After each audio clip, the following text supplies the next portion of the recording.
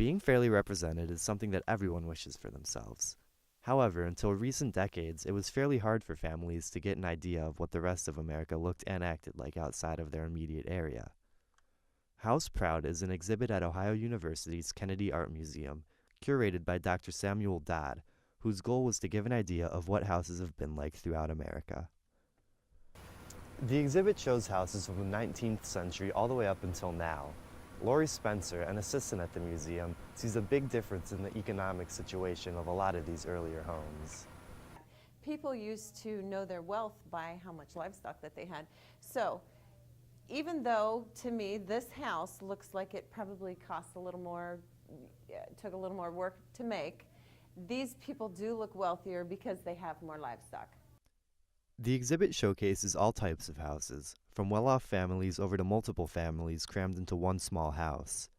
And while many of the houses shown in House Proud differ greatly, they all had one thing in common: the desire to be represented.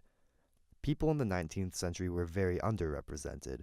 Spencer explains that there weren't even basic systems to protect people like we see today.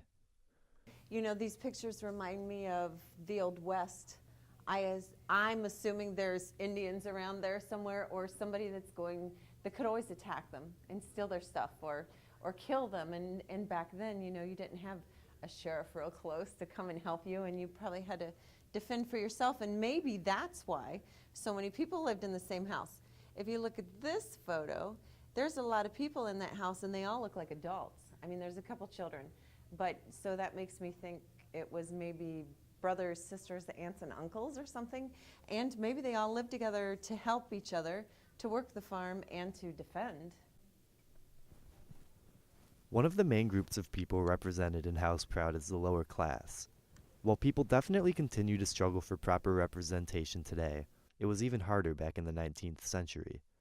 The Homestead Act gave many Americans hundreds of acres of free land to encourage settlement in the West, which was a unique opportunity for a lower-class family to become better represented. Ed Pauley, the director of the Kennedy Museum, sees this, along with an opportunity for personal expression. As society, Western society, moved west in America, right? They started to establish homes and claim out pieces of land, claim pieces of land and things like that. And they would build a homestead. Yeah. In some cases and maybe all cases, I'm not 100% sure on this, but the land was, I think, offered up free, so people would come and settle that land. I think it really is also about how your house really formed, your choice of a house and how you decorate that house, or in this case, a lot of them there's interior views and exterior views, but a lot of them is about how your identity is revealed through your choice. With a country that's slowly moving towards representation for everyone, it's good to be able to take a look back and see where we've come from.